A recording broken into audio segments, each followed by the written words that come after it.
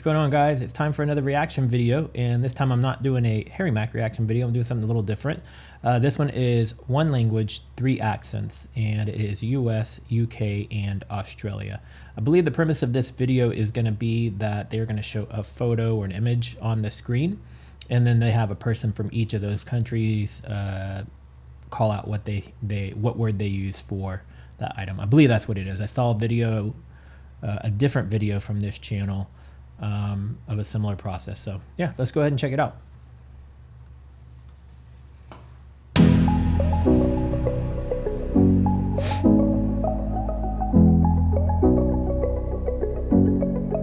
Hello everyone, and welcome back to English with Lucy. I have got such a treat for you today. I've been excited about this for such a long time. I am shortly going to welcome 2 lovely guests who have generously given their time to help teach you the differences between Australian English, American English, and British English. This is going to be a 2-part series. Today we are going to focus on vocabulary, and then in the next part of the video we are focusing on pronunciation. We may all speak the same language, English, but we have very different accents and we speak with different vocabularies. So this video... That could be said just here in the US alone, depending on what part of the country you're in. We might have different words for different things like soft drink, soda, pop. Some places, a lot in the South, we just call every soda a Coke. Yeah, so it'd be interesting to see what this is all about. This video is perfect for improving your vocabulary, but if you want to improve your pronunciation and your listening skills even further, then I highly recommend the special method of combining reading books whilst listening to their audiobook counterpart on Audible. This is how you use the method. Take a book that you have already read in English, or a book that you would like to read in English. I've got plenty of recommendations down below in the description box, and read that book whilst listening to the audiobook version on Audible. Reading alone will not help you with your pronunciation because English isn't a strictly phonetic language. The way a word is written in English may not give you much indication at all as to how it's pronounced in English.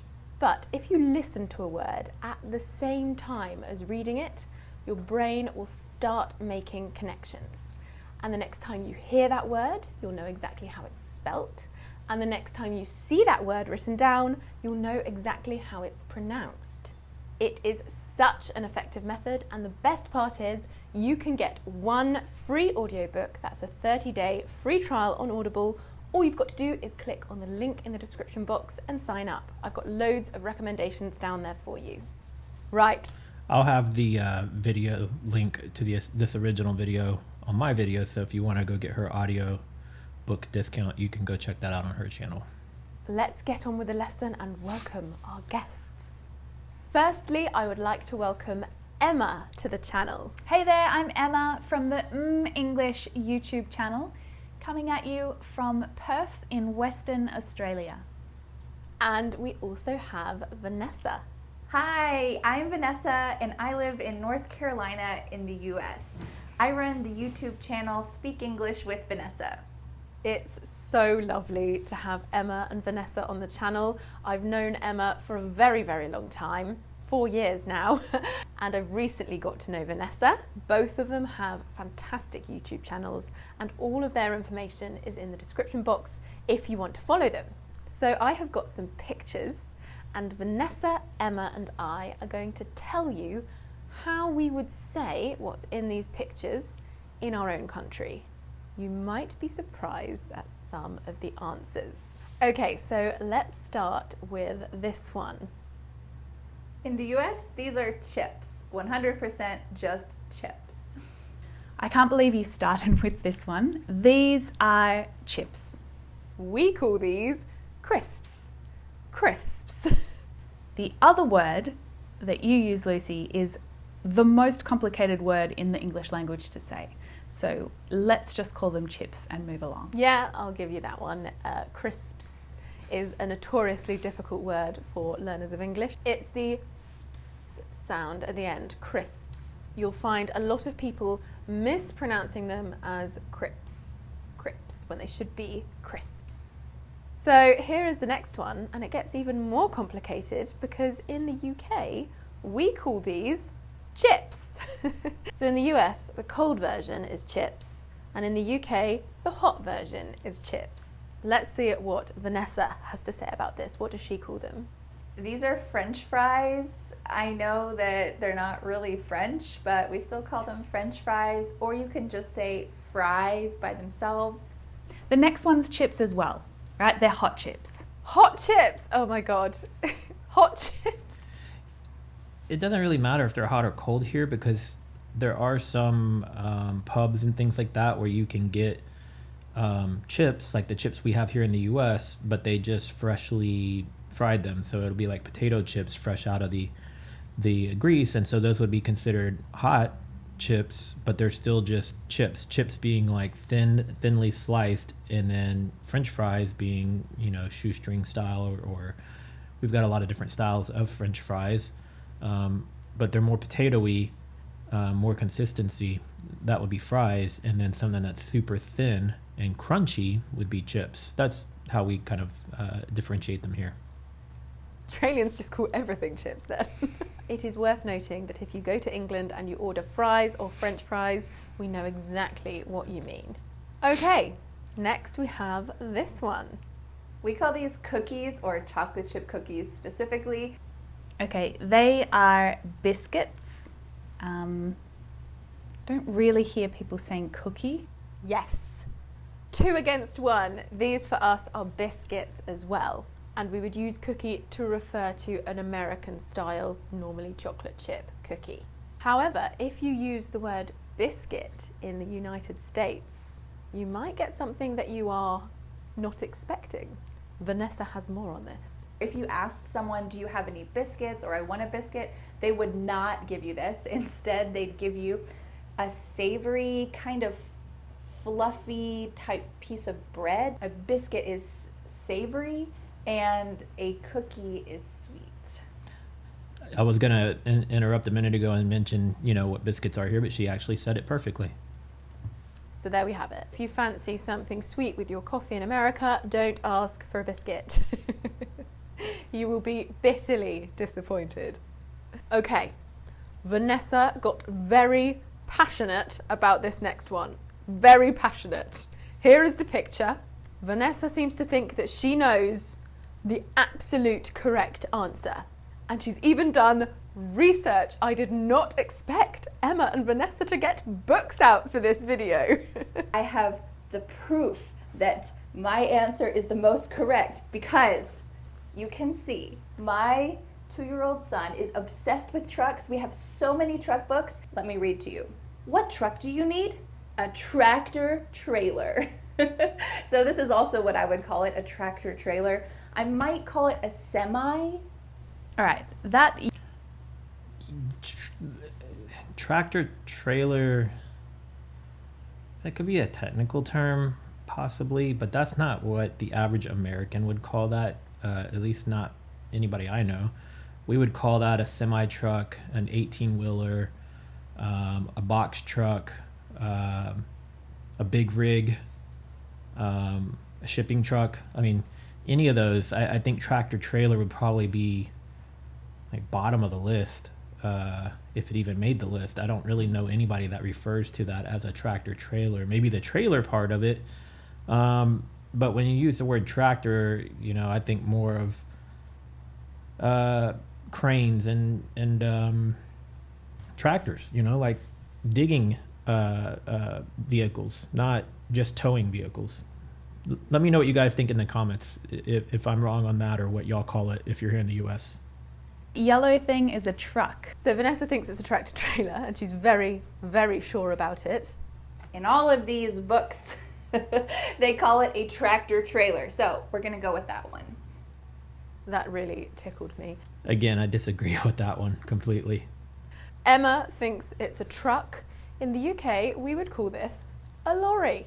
A lorry. It's a truck. Whatever, Emma, it's a lorry. Okay, what about this next one? What have the women got up here? These girls all have bangs. We would definitely say fringe. Bangs is probably becoming more popular, especially colloquially. So in the UK, we definitely call this a fringe. And when I started hearing the word bangs in movies and things like that, I was really genuinely confused. I've always known them as bangs here in the US. I think that's probably the most common term here. I have heard fringe a little bit in more recent years, but I think it's just from watching some British programming and Australian programming on Netflix that I started picking up the other term. But yeah, the most common one here in the US is probably bangs. Okay, what about this next one? This is candy. They are lollies. Lollies. Lollies, that is so cute. So in British English, these are sweets. Or sometimes if you're talking to a child, they might call them sweeties. Lollies for us are sweets on a stick. Right, what about this next one? This is a swimsuit. Some people might call it a bathing suit. You can also call this a one piece. Okay, this one's really funny. In Melbourne, where I am from, it's really common to call them togs. But no one else in Australia really calls them togs. They call it swimmers. In Sydney, they call them cozies or costumes. But generally, it's swimmers or bathers. Oh gosh, there's another one. Bathers or swimmers. Oh my word, I did not expect to receive so many different ways of saying swimming costume.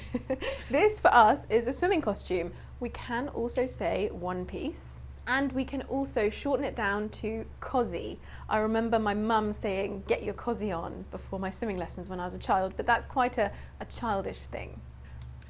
Swimming costume just sounds so long and kind of formal, I guess you could say. When I think of costumes, I think of like Halloween or dressing up, or you're going to be in a play or a costume, just anything that's not something you would wear normal or in public or whatever. Well, I guess you would wear costumes in public for like Halloween, but yeah, costume just sounds weird. And then togs, I only recently heard about togs within the last few years. One of the YouTube channels, like van life, RV life channels I watch, is the first time I heard togs, and I had no clue what they were talking about.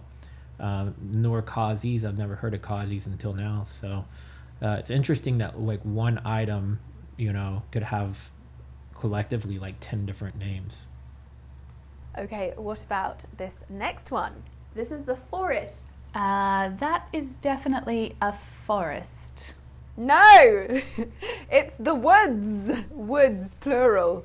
This is definitely the woods. I mean, in general, we say the woods. Forest implies a huge, huge area of trees, of woodland.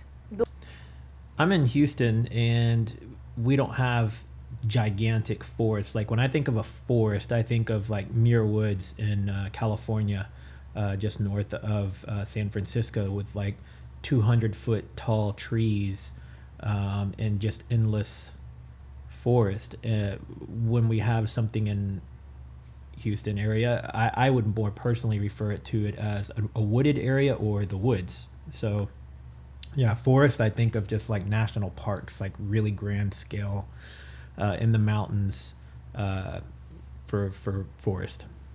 The wood sounds kind of like something you might hear in an old-fashioned fairy tale.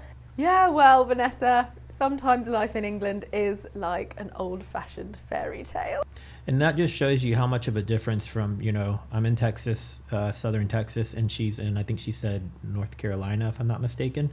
And just here in the U.S., how big of a difference that might be. I have a feeling that North Carolina, I've never been there, but I have a feeling that it's a lot more wooded than it is here. So it would be probably more common to call it a forest there.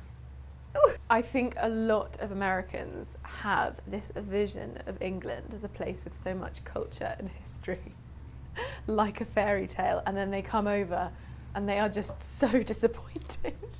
Okay, what about... Fun fact, my grandmother on my mom's side is from England, and she was half British and half Irish. Her father was from Ireland and her mother was from England.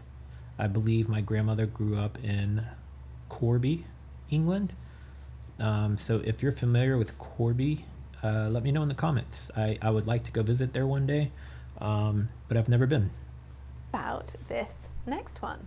This is a bathroom. You might say it's a restroom, but it would be really unusual to call a place that actually has a bathtub a restroom. Usually we use the term restroom for public places. That room is a bathroom? Yeah, it's a bathroom.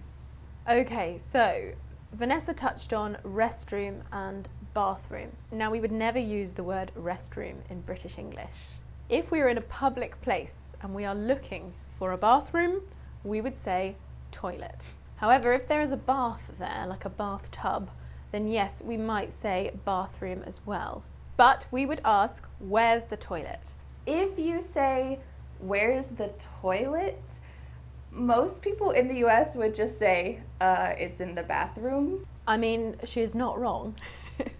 I have to agree with her on that one. It's funny that in England y'all would say toilet just because it seems like everything there is so much more formal, and using the term toilet just seems a lot less formal and just straight to the point, I guess, you know, of the actual toilet within the restroom. But yeah, I mean, I guess it's all relative. It makes sense. But yeah, I'm surprised. I would have thought bathroom, or I believe there's a term called loo or something like that. The loo. I could be wrong. I don't know. The toilet is in the bathroom. There is also a slang word which I use a lot, which is the loo. Oh, there we Where's go. the loo? I went to the States for a business trip and I asked people where the loo was, and they were utterly confused. The loo? What's the loo? I think I know of the loo possibly from my grandmother, but I think honestly more of just British television that I've seen over the years, and just I don't know. I've just known that one for, it seems like a pretty long time. I've been familiar with loo for most of my life. All right, let's move on to the next. This is an apartment. This is mostly called an apartment. But we would never say flat. Okay, so in British English, this is a flat. We have a block of flats. I've lived in many flats in my life. We don't use the word apartment. Okay, the next one. So real quickly, I think that's a little bit different regionally throughout the U.S. And I'm not saying that Andrea is wrong on this because it could very well be an apartment. But to me, apartments are more maybe 3 to 5 stories at max. And each unit only has a single floor, and they're clustered really closely together. And that would be kind of like an apartment, and they could be anywhere from 1 bedrooms to 3 to maybe 4 bedrooms on some of them. But we also have high rises, and the one that was in the picture, let me roll it back a little. That right there, that looks more like it's probably a high rise to me. So that would be more of like a loft, or it could be a high rise or a condominium, but more so probably like a loft style, or you might say a loft apartment. But yeah, apartments to me, 3 to 5 stories. Anything that goes over that would be up to about 12 to 15 stories, I believe, is a mid-rise. And then anything over 12 to 15 stories and up, so, you know, upwards of like 40 or 50 stories would probably be a high-rise. I live in downtown Houston.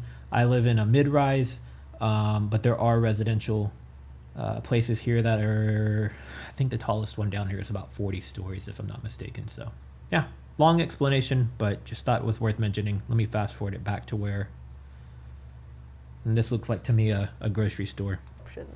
Good old Emma. This is a grocery store. I'm not exactly sure what I'm looking at in that image, but it could be a trolley. My apologies, It I'm could about to be sneeze, an- guys.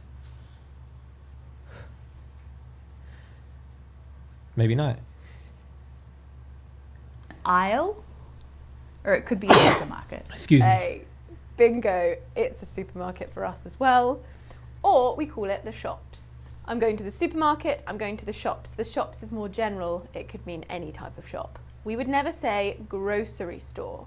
We might, however, say grocers. The grocers. This is a shop that just sells fruits and vegetables.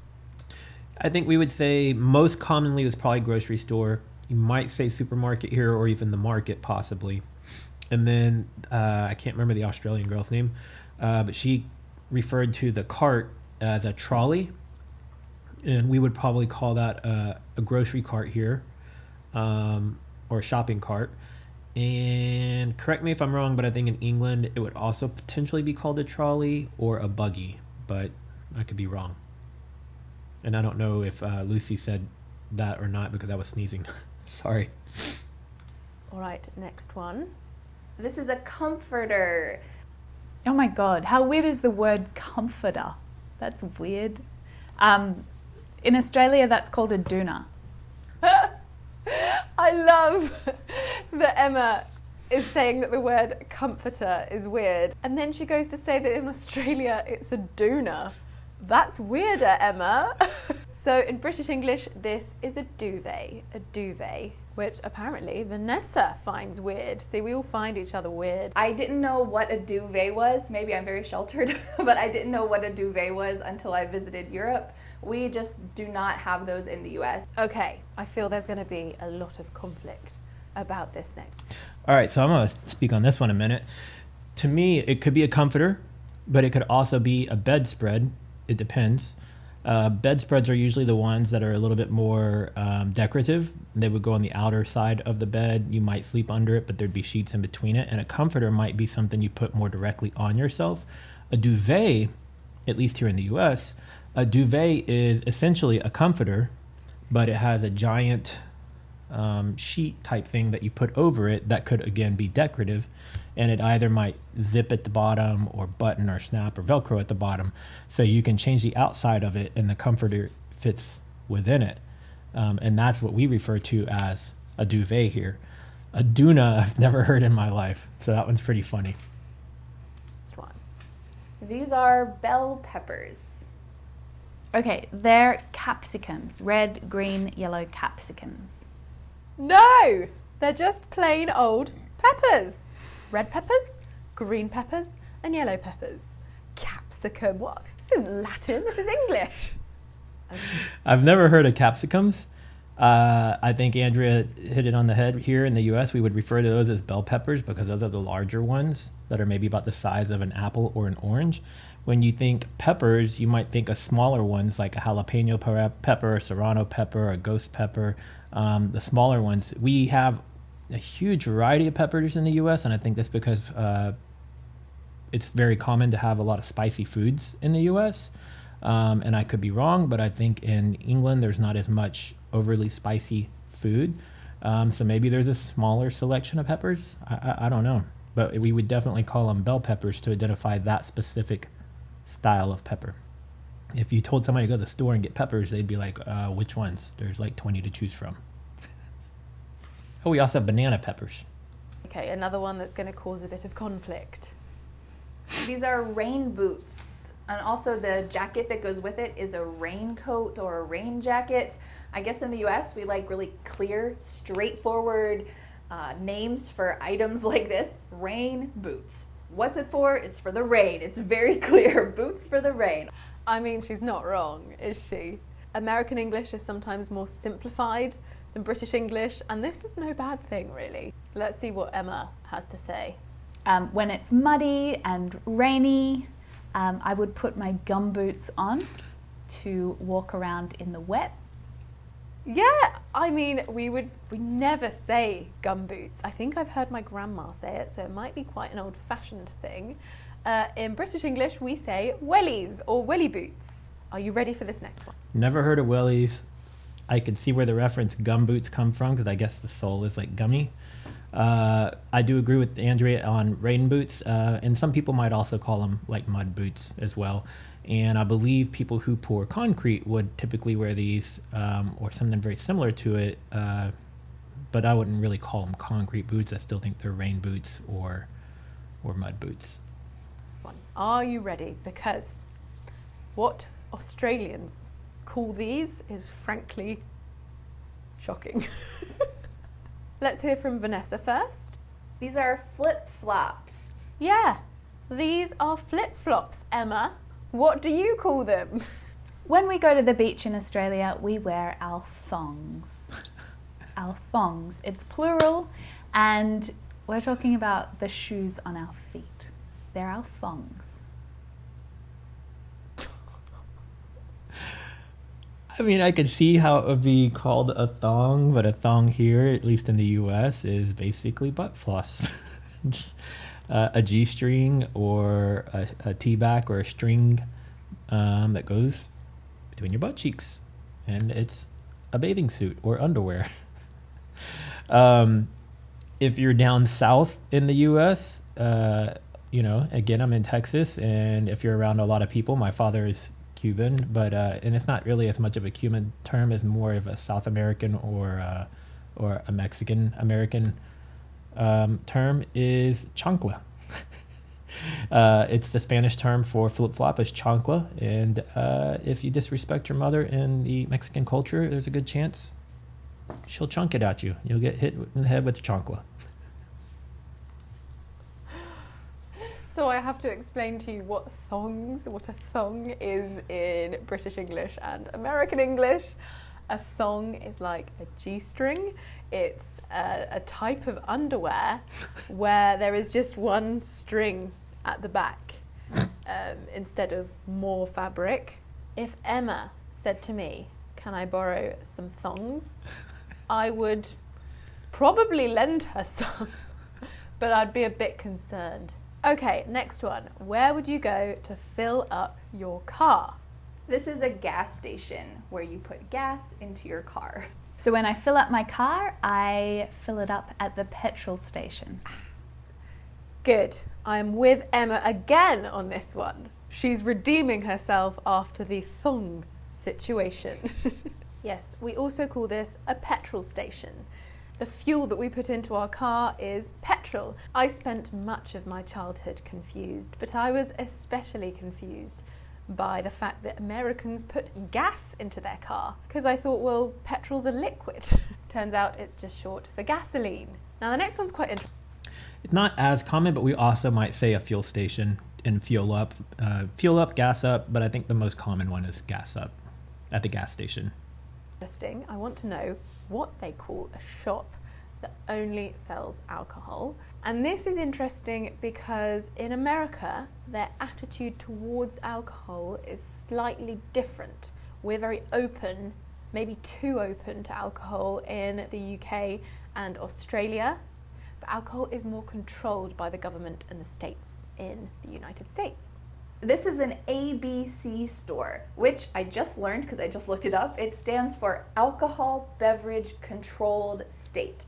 So this is a store that sells only alcohol. And that last word, state, is because it is run by the state or run by the government. Now let's see what Emma calls it. Never in my life have I ever heard of it referred to as an ABC store. Never once. We would probably call that a liquor store. Maybe, you know, the alcohol store, but probably most commonly the liquor store. And it depends because beer and wine, at least in Texas, because it varies by state, beer and wine can be sold in the grocery store. So you might just go get beer or wine in the grocery store. But if you're specifically looking for liquor, more so like vodkas, rums, tequilas, whiskeys, anything like that, that would be liquor, and that would be at the liquor store. I've never heard of the ABC store in my life. Never have ever heard that reference, period. So I'm gonna have to disagree with her on that one. I don't know where that came from. Because I have heard that Australians have some fun names for places like these. When I go and get a bottle of wine, I go to the bottle shop, which in Australia we also call the bottle-o. Bottle-o, love it. It would sound so stupid in a British accent. I'm just going to the bottle-o. Do you need anything? Bottle-o. Yeah, it only works really when you pronounce your T's as D. Bottle-o. In British English, we call this an off license. An off license. Huh. Okay. Actually, real quick to note too, it's not necessarily that we're not as open to alcohol and liquor here. The main difference is you have to be 21 or older to drink here in the US and to purchase alcohol. And that's about the extent of the control goes. And aside from that, don't drink and drive and the typical stuff. But I would say drinking here in the US is pretty common. If there's get-togethers, gatherings, barbecues, parties, family events, weddings, there's a good chance there's going to be alcohol at pretty much any of those. Now, it might vary, depending on certain people. They may opt out of having it, but it's pretty common to have that here. And then the nightlife too.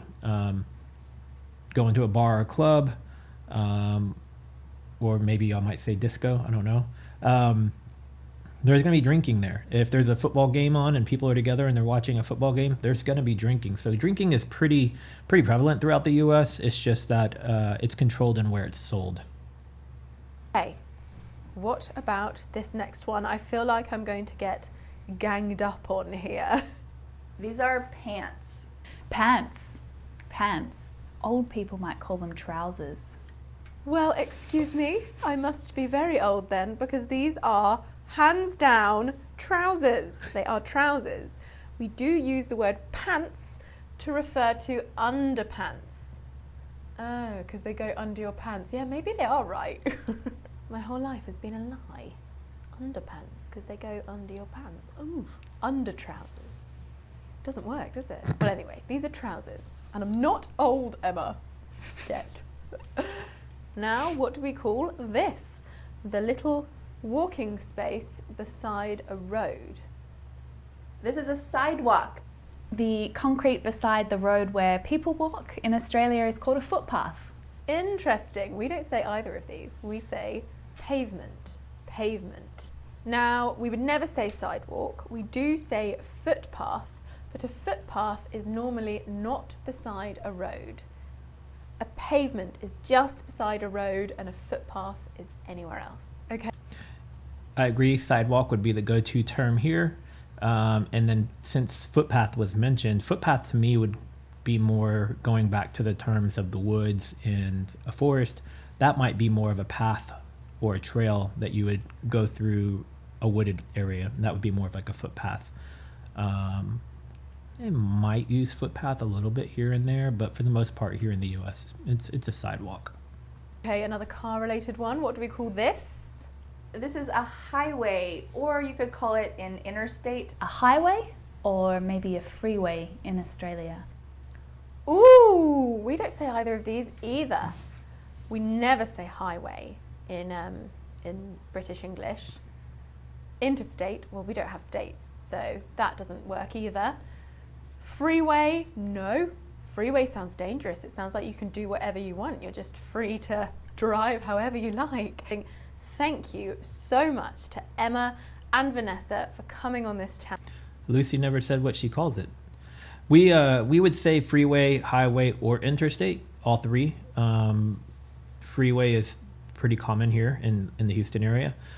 Interstate, fun fact about that if you're not in the US, the term is called interstate because it's a road that might connect from one state to another. For some reason, there's one in Hawaii that is labeled as an interstate, and we know there's no road that leads across all that water to another piece of land in the US for it to be called an interstate. So I think that's kind of a funny one. But yeah, she didn't say what they call it in England, right? It's dangerous. It sounds like you can do whatever you want. You're just free to drive however you like. Thank you so much to Emma and Vanessa for coming on this channel and helping me to make this video. As I said before, I've left all of their information in the description box. Make sure you watch the other video in this too. All right, we'll wrap it up right there. I'm curious to know if you guys are in the US, and let me know what you think about some of the things I said versus what Andrea said. Or if there's other things that you use here in the US that maybe I didn't mention. And if you're in another country, let me know what country you're in and perhaps what you might call some of these things. I think this is kind of fun. You might have to make reference as to which one that you're talking about so that I can make sure I know what you're referring to. But yeah, comment below. Tell me what you would potentially call some of these things. And if I if you agree with me on most of these or not, or if you agree more with Andrea. Curious to know. If you're new to my channel and you like this video, I have tons of reaction videos. I have other content, travel content, photography stuff. But right now I'm pretty much mostly doing reactions and also my podcast too. So if you like this type of content, subscribe to my channel. Click that bell so you'll get notified every time I upload a new video. Give it a thumbs up if you liked it, and I will see you guys in the next video. Later.